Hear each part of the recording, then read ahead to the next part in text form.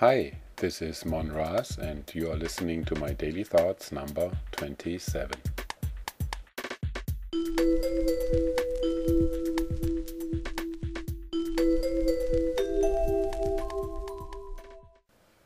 Today's reflections are about Gravestones of Democracy. In this session I would like to add a few more thoughts about the democratic system. A great philosopher once said that democracy is the worst form of government, but he also said he wouldn't know a better one. This statement is remarkable because it describes in one sentence the up and downside of democracy. Democracy could actually be the best form of government if the will of the people would be respected. On the other hand, democracy is the worst form of government because the system can be so easily manipulated. And it can be so easily manipulated because the representatives, whatever title they might carry, have only one character trait, have only one single thing in mind, and that is to do whatever needs to be done to make them and certain others richer, more powerful and more in control. The idea of democracy, as I understand it, is that it is supposed to be a bottom-up situation, where a sort of grassroots movement selects by majority vote the representatives, which are then given the power to execute the will of the people. Looking at any so-called democracy worldwide and using my best will to see the positive side, I can only see top-down systems, admittedly with a different degree of steepness. These governments do still carry the name democratic, because it must have been sometime in the past written down in their founding documents and constitutions. But if one looks at their working mechanisms, they do resemble those of dictatorial systems. The whole attitude of the representatives is reflecting their, let's say, non-democratic way of thinking. Where is the gratefulness and commitment of the politicians towards the people who gave them the power? Where is the truth of the spoken word? Where are the transparency and visibility of the real issues? These real issues are covered up, discussed and decided behind closed doors, put under national security seal and are made artificially complicated and inflated. Basically, they are put beyond the reach of the people, who are the very subject to these issues. Every few years the people are given the right to vote. But what can they vote on? The choice is between 2 or 3 parties who have not much difference in their agenda and don't respect their agenda anyways. Their agendas are more like sales brochures, underlining what people like to see underlined, with a lot of fine print that people can't read because the print is too fine, that people can't understand because it is spelled out in terms only experts can understand, and because there is no obligation to display a disclaimer that would say, the actual product you receive is subject to change and very likely not the product displayed here. There will be no guarantee or warranty whatsoever expressed or implied, and sorry, we don't issue refunds. This is the true picture of today's democracy.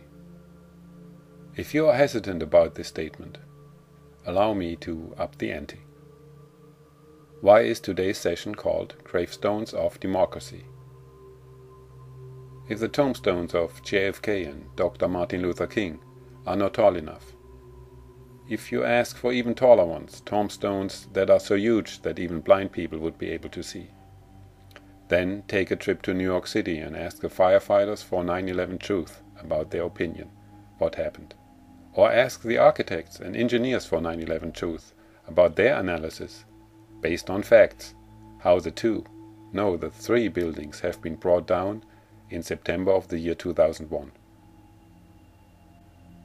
The rubble of the 3 buildings, burying almost pulverized remains of over 3,000 innocent citizens, are the true gravestones of our esteemed democracy.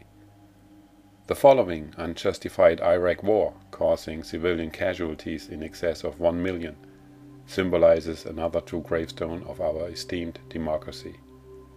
I think one moment of silence here is in order.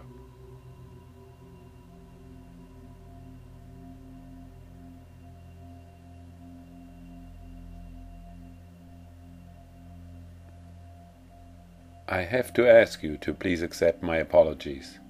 It is not my intention to enter the arena of politics, for my real interests lie in meditation and philosophy, in life itself and how we can become better human beings.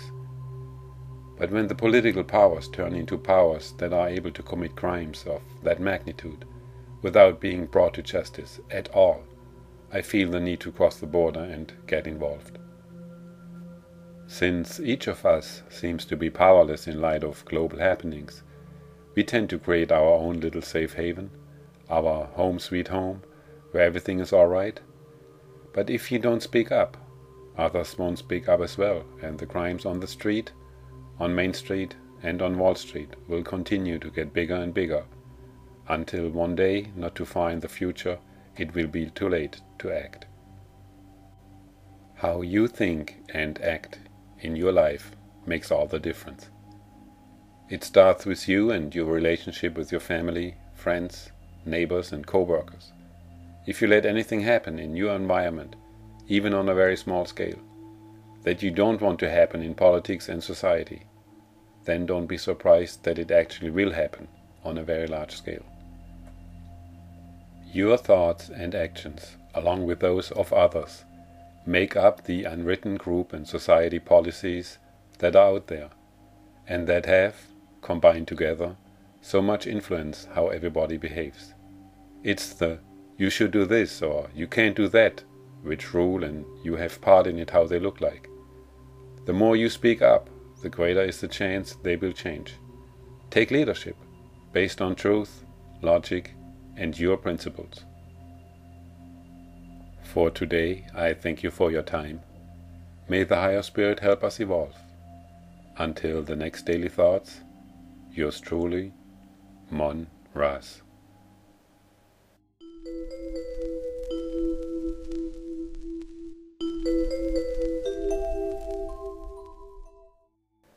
And today's post-lectum is: I have on my list of upcoming daily thoughts one title that I would like to touch briefly here, and it is called American Actor. I always wondered why, in general, Americans are, by far, the greatest actors. What is it that they can make the role they play look so natural? It is as if a good percentage of the populations are born for acting, no matter what ethnic group they belong to. Is it the language or the American way they are raised? I couldn't come to a conclusion yet. But fact is that the place where the greatest actors on earth live is, at the same time, the place where the greatest tombstones of democracy stand.